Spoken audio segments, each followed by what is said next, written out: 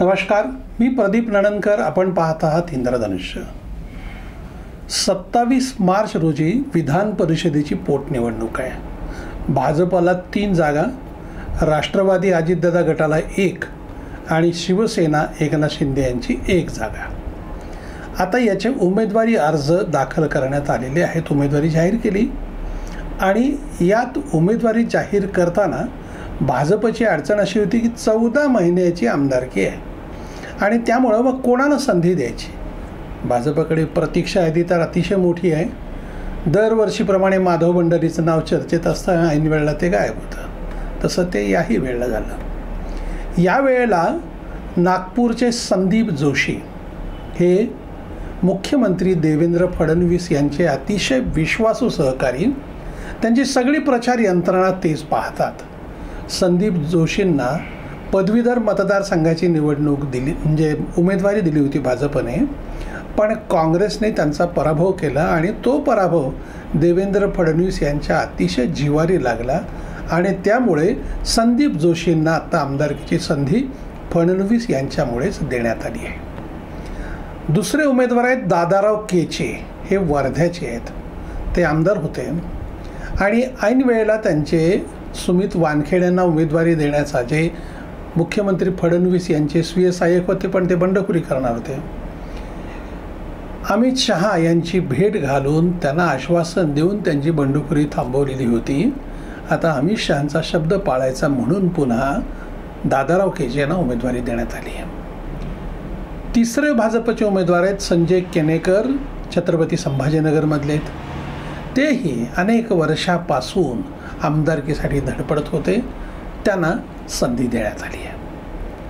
शिवसेनेने चंद्रकांत रघुवंशी हे नंदुरबारचे आहेत, त्यांना संधी दिली आहे. तर राष्ट्रवादी अजितदादा गटाने संजय खुडके अमरावतीचे आहेत, त्यांना संधी देण्यात आली आहे. आता बघा, होतं काय आहे की असं संधी कोणाला तरी एका दोघांनाच ती मिळते आणि बाकी प्रत्येक गटची यादी मात्र अतिशय मोठी असते.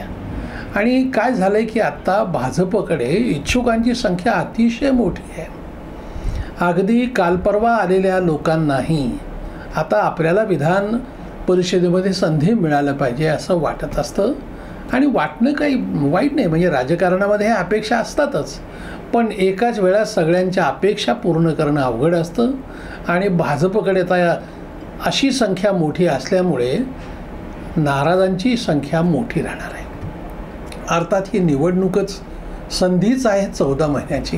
त्यानंतर मग पुन्हा टर्म होईल. कदाचित त्यांना कंटिन्यू करतील की पुन्हा नवीन देतील, त्या वेळच्या परिस्थितीनुसार ते ठरवलं जाईल. पण आत्ता बघा, विरोधी पक्षाची अवस्था म्हणजे काँग्रेस असेल, शरद पवार गट असेल, उद्धव ठाकरे असेल, तिघं मिळून देखील एक उमेदवार निवडून देऊ शकत नाहीत. त्यामुळे आत्ता ह्या ज्या 5 उमेदवारांची नाव आहेत हे जवळजवळ बिनविरोध निवडून येतील अशी स्थिती आहे. भाजप, शिवसेना आणि अजितदादा गट यांनी एक फार चांगली खेळी केली आहे. भाजपच्या तुलनेमध्ये राष्ट्रवादी अजितदादा गट, एकनाथ शिंदे यांच्या उमेदवारांना त्यांची मुदत आणखीन लांब आहे आणि त्यामुळे त्या आमदारांना जरा समाधान आहे आमदारकीचं की थोडीची मुदत जास्त आहे.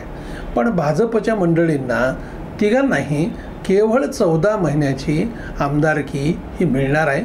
पण तिन्ही उमेदवार हे कार्यकर्त्यांना संधी दिली, एकदम दुसऱ्या पक्षातून आले आणि त्यांना संधी दिली असं म्हणण्याची पाळी किंवा असा आरोप करण्याची संधी भाजपने यावेळी दिली नाही. अनेक नावं चर्चेत होते. मग अशोक चव्हाण यांचे सहकारी अमर राजूरकर असतील किंवा अगदी शिवराज पाटीलच्या सुनबाई डॉक्टर अर्चना पाटील चाकूरकर यांचं पण नाव चर्चेत होतं. अशी यादी मोठी आहे भाजपकडे ज्यांची चर्चेत नाव होती. मी जे सुरुवातीलाच म्हणालो, माधव भंडारीचं नाव हे दरवर्षी चर्चेत असतं आणि काही ना काही कारणामुळं त्यांचं नाव गळतं. अर्थात त्यांनाही त्याची सवय झालेली आहे. ते काही फार आग्रह करतात असं नाही आहे. पक्ष जो निर्णय करेल त्यांना तो मान्य असतो आणि बाकी मंडळींना तर पर्यायी नसतो. ऑप्शन काय आहे, म्हणजे तुम्ही करणार आहेत काय. पण या सगळ्या ह्याच्यामध्ये भाजपने जी संधी दिली आहे ती नक्कीच कार्यकर्त्यांना दिलेली आहे. हे अतिशय समाधानाची बाब आहे. धन्यवाद. आपल्याला हा जर व्हिडिओ आवडला असेल तर तो लाईक करा, फॉरवर्ड करा व सबस्क्राईब करा.